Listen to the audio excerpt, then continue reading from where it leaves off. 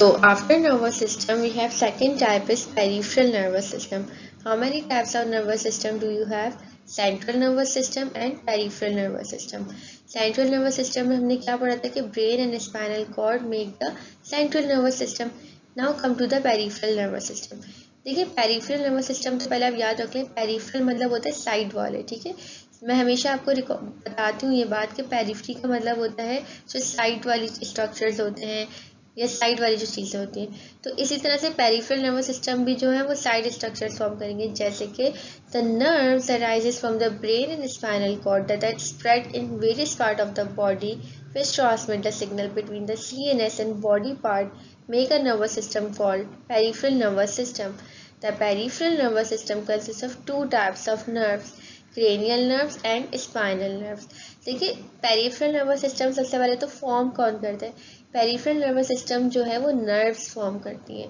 Nerves होती हैं हमारे पास बहुत सारे 31 pairs of total 31 pairs of nerves spinal nerves होती हैं एंड 12 पेयर्स क्रेनियल नर्व होती है। बहुत सारी नर्व्स जो हैं जो कि ब्रेन से और स्पाइनल कॉर्ड से अराइज होती हैं, वो जो है ब्रेन और स्पाइनल कॉर्ड से निकलती हैं और बॉडी में रन करती हैं स्पेसिफिक ऑर्गन तक। जैसे अगर कोई निकली, कोई हार्ट तक जा रही है, कोई लंग्स तक जा रही है, कोई हैंड तक जा रही है, डिपेंड करता है, वो पूरी बॉडी में स्प्रेड हुई हुई होती है।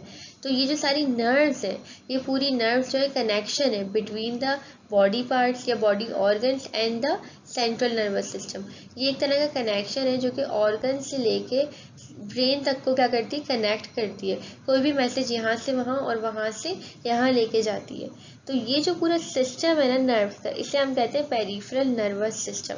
ये दो तरह की नर्व्स फॉर्म करती हैं, एक होती है क्रेनियल नर्व्स, दूसरी होती है स्पाइनल नर्व्स। क्रेनियम से आपको याद आना चाहिए कि क्रेनियल हम किसके लिए बात करते हैं? ब्रेन के लिए बात करते हैं, ठीक है। स्पाइनल हम किसके लिए बात करते हैं? स्पाइनल कॉर्ड के लिए बात करते हैं। तो in human there are 12 pairs of nerve which arise from the brain. These nerves are called cerebral और क्रेनियल नर्व्स। वो नर्व्स जो ब्रेन से अराइज हो रही हैं, ठीक है। टोटल कितनी है? 12 पेयर्स ऑफ नर्व है।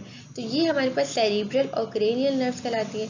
और वो नर्व्स जो स्पाइनल कॉर्ड से अराइज हो रही है, वो कितनी होती है? 31 पेयर्स ऑफ नर्व्स होती है। इन नर्व्स को हम क्या कहते हैं? स्पाइनल नर्व्स कहते हैं। तो दो तरह के नर्वस पेरिफेरल नर्वस सिस्टम होते हैं बॉडी में। एक होता है सोमैटिक नर्वस सिस्टम और दूसरा होता है ऑटोनॉमिक नर्वस सिस्टम। देखिए टोटल बॉडी में कितने तरह के नर्वस सिस्टम होते हैं? दो तरह के। एक होता है सेंट्रल, दूसरा होता है पेरिफेरल। पेरिफेरल जो है वो मजीद दो में हम डिवाइड करते हैं, सोमैटिक में और ऑटोनॉमिक में। फिर हम ऑटोनॉमिक को मजीद दो में डिवाइड करते हैं, सिंपैथेटिक में एंड पैरासिम्पैथेटिक में। ये हम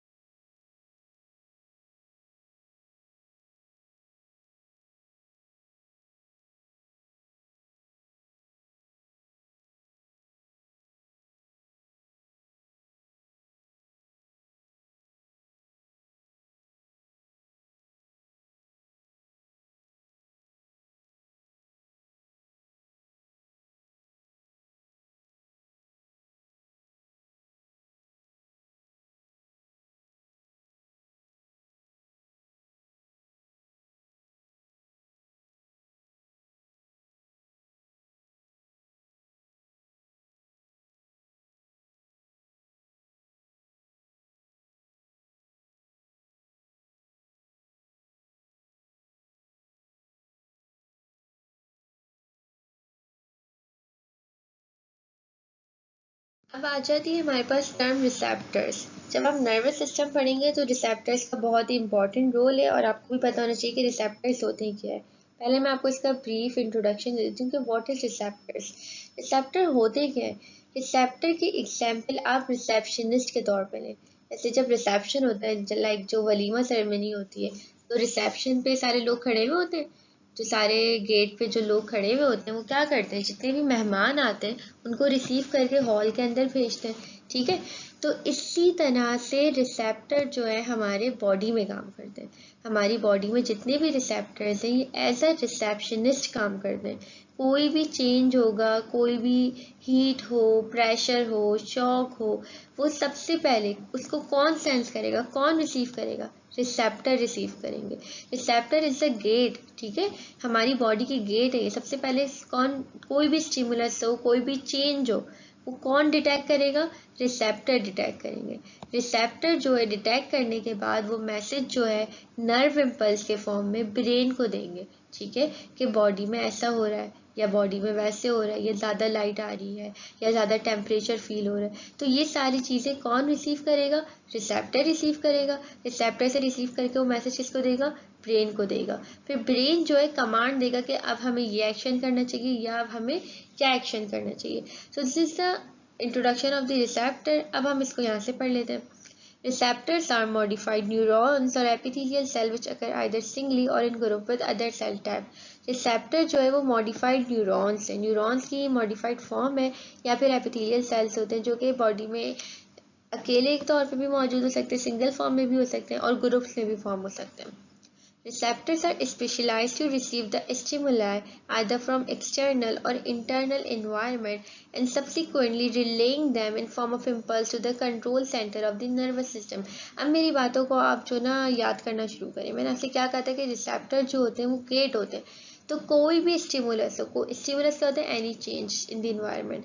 तो कोई भी स्टिमुलस हो, एक्सटर्नल हो या फिर इंटरनल स्टिमुलस हो, वो सबसे पहले कौन रिसीव करेगा, रिसेप्टर रिसीव करेगा। फिर वो उसको चेंज करेगा इम्पल्स फॉर्म में, क्योंकि आपको पता है ब्रेन मैसेज लेता भी है और देता भी है किस फॉर्म में, इम्पल्स फॉर्म में। ब्रेन जो है वो नर्व इम्पल्स के तौर पे काम करता है, मैसेज रिसीव करता है। तो ये उसको कन्वर्ट करेंगे नर्व इम्पल्स फॉर्म में और नर्वस सिस्टम को मैसेज दे देंगे।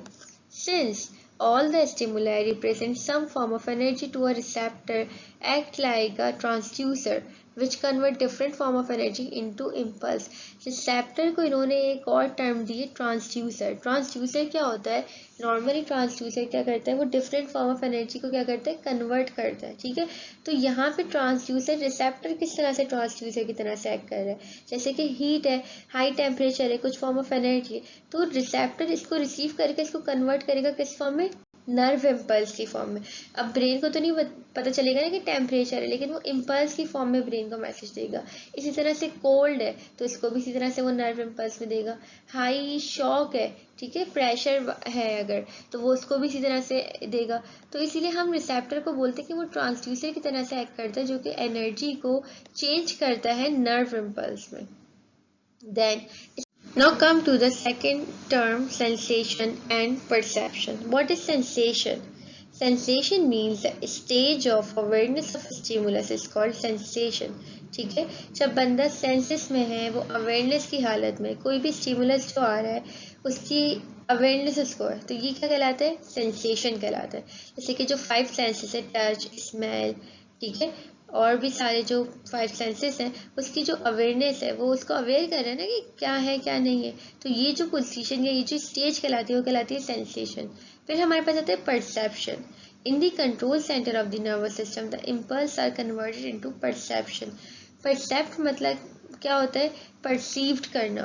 परसीव करने से क्या मुराद है, जैसे आप अवेयर तो है अपनी हालत से, ये हो गई सेंसेशन। अब उसको ब्रेन किस तरह से इंटरप्रेट करता है, किस तरह से ब्रेन आगे उसको मैसेज देता है, ब्रेन किस तरह से समझ रहा है और किस तरह से उसको कॉम्प्रिहेंड कर रहा है, किस तरह से उसको आगे प्रोसेस कर रहा है, तो ये कहलाता है परसेप्शन। देन हमारे पास आ जाती है types of receptors. There are 5 types of receptors. These are thermoreceptor, chemoreceptor, mechanoreceptor, photoreceptor and pain receptor. So first comes thermoreceptor. Therm means heat, receptor का मतलब तो आपको पता ही है। तो थर्मो रिसेप्टर क्या करेंगे, कोई भी चेंज इन टेम्परेचर को डिटेक्ट करेंगे, ठीक है। They detect change in temperature. Then come to the chemo receptor. Chemo means chemical concentration, receptor means receptor. They detect chemical dissolvent fluid medium surrounding them. Blood में या CSF की जो भी composition है उसमें कोई भी केमिकल ऑल्टरेशन होगी तो ये कीमो रिसेप्टर डिटेक्ट करेंगे। Mechano receptor, they detect sound, motion, position in relation to gravity, touch and pressure. Mechano जो है ना वो प्रेशर सेंस होता है, ठीक है, प्रेशर डिटेक्ट करते हैं, साउंड, मोशन, पोजीशन या फिर टच। फिर आता है photo receptor. Photo means light, तो ये क्या करेंगे, visible and ultra violet light को डिटेक्ट करेंगे। Then pain receptor. Pain receptor का एक दूसरा नाम भी होता है जिसे हम कहते हैं नोसिसेप्टर। ये क्या करते हैं, टिश्यू डैमेज डिटेक्ट करते हैं, ठीक है। जब टिश्यू डैमेज होता है तो कुछ ऐसे केमिकल रिलीज होते हैं जो हमारे पास परसीव कर लेते हैं pain receptor. Pain receptor detect कर लेते हैं और फिर उसको मैसेज नर्व इम्पल्स के फॉर्म में ब्रेन को देते हैं, ठीक है। हमने पहले रिसेप्टर पढ़ा कि रिसेप्टर क्या होते हैं, रिसेप्शनिस्ट के तौर पे काम होते हैं। फिर हमने उसकी टाइप्स पढ़ी। अब आ जाते हैं working of sensory receptor in skin.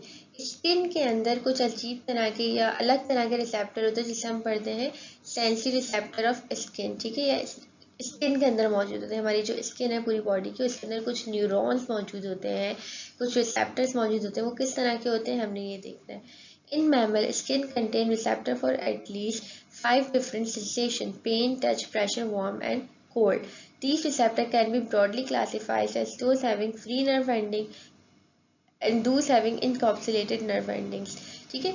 इन्होंने कहा कि जो मैमल्स हैं या ह्यूमंस हैं, ठीक है, हम भी मैमल्स में ही आते हैं, तो स्किन में 5 डिफरेंट तरह के जो ना रिसेप्टर्स मौजूद होते हैं, 5 डिफरेंट तरह की सेंसेशन के लिए, ठीक है। बहुत सारे रिसेप्टर होते हैं 5 तरह की सेंसेशन के लिए। कौन कौन सी सेंसेशन है, पेन है, टच है, प्रेशर है, वार्म एंड कोल्ड है।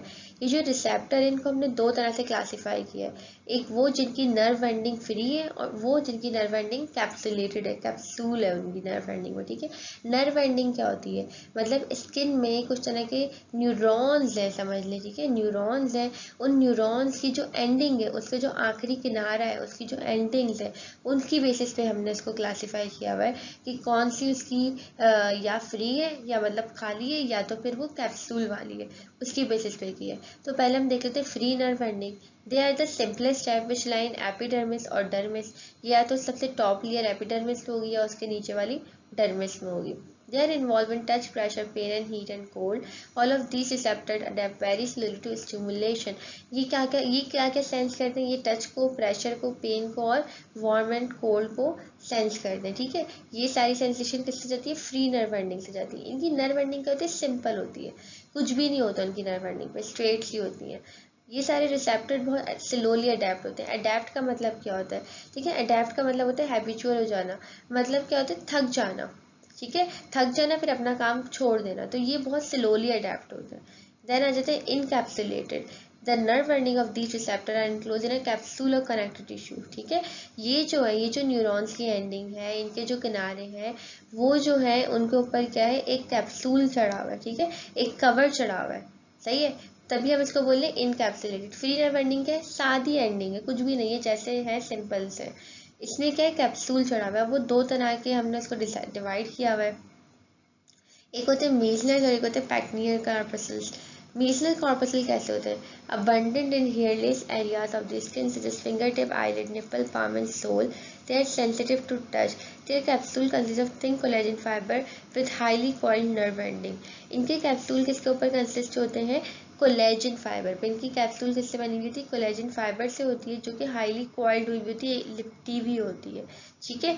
ये कहाँ मौजूद है, ज़्यादातर जो हेयरलेस एरिया है, जैसे फिंगर्स है, लिप्स है, ठीक है, आईलिड्स है, निपल्स है, पाम्स एंड सोल्स है, ये सारी जगह इधर हेयर्स नहीं होते, आपको खुद भी अंदाजा है। तो यहाँ पे हेयर्स नहीं होते, ये उन जगहों पे क्या होते हैं, बहुत ज़्यादा क्वांटिटी में मौजूद होते हैं।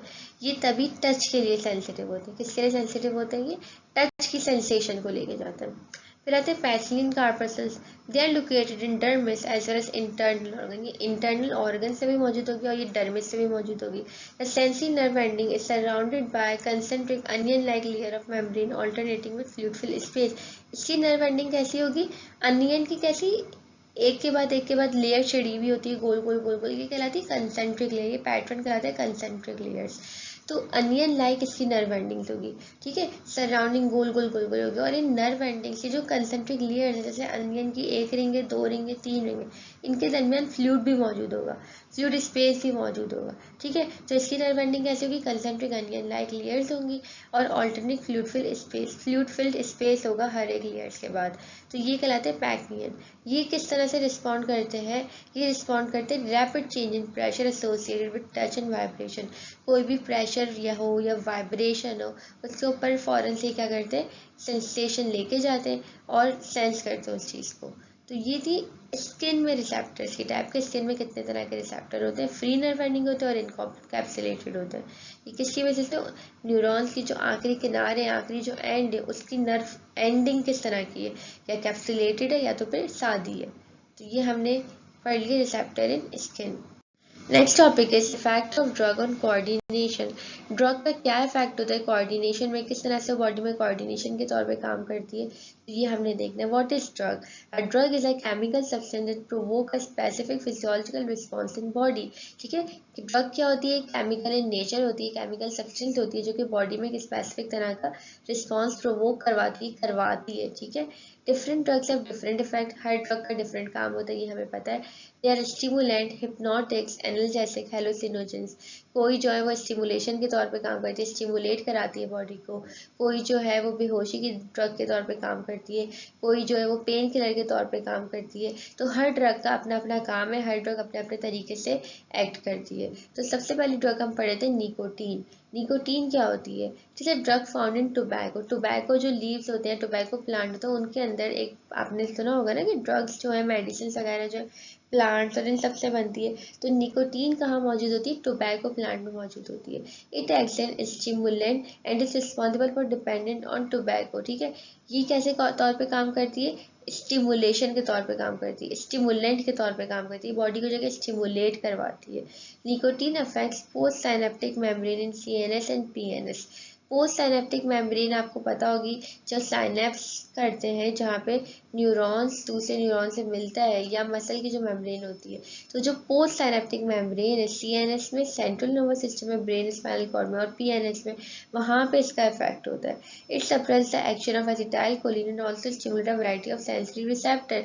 ये क्या करती है, एसिटाइल कोलिन के एक्शन को खत्म करती है, बंद करती है, और दूसरे सेंसरी रिसेप्टर को एक्टिवेट करती है। In habitual smokers, it increases the heart rate, raises the blood pressure, stimulates the nervous system, reduces the fatigue, increase alertness and improving the concentration.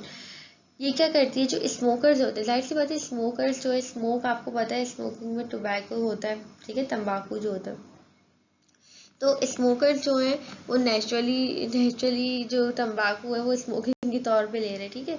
ऐसे स्मोकिंग वो निकोटीन अपने अंदर ले रहे हैं। निकोटीन बहुत ज़्यादा हार्मफुल है, किस तरह से, ये क्या करेगी, हार्ट रेट बढ़ा देगी, ब्लड प्रेशर बढ़ा देगी, क्योंकि आर्टरियों को कंस्ट्रिक्ट करती है, नर्वस सिस्टम को स्टिमुलेट कर देगी, फटीग जो है उसको रिड्यूस करती है, थकावट को कम कर देती है, अलर्टनेस बढ़ा देती है, ठीक है, कंसंट्रेशन बढ़ाती है। जो बॉर्डर पे जो फौजी वगैरह होते हैं ना, वो सिगरेट चेन स्मोकर्स होते हैं, ठीक है।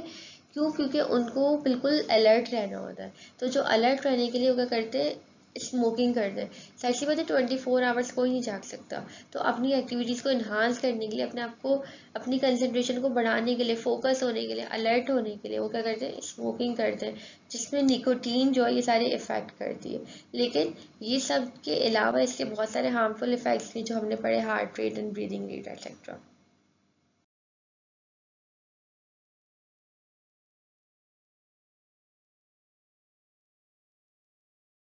मैं उम्मीद करती हूँ कि आपको आज का लेक्चर बहुत अच्छे से समझ आया होगा, लेकिन स्टिल अगर आपको किसी भी किस्म का कोई भी क्वेश्चन है तो आप दिए हुए इन कॉन्टैक्ट डिटेल्स पे हमसे राब्ता कर सकते हैं। Thank you. Don't forget to subscribe, like, share and comment on our YouTube channel Alpine Academy. Thank you.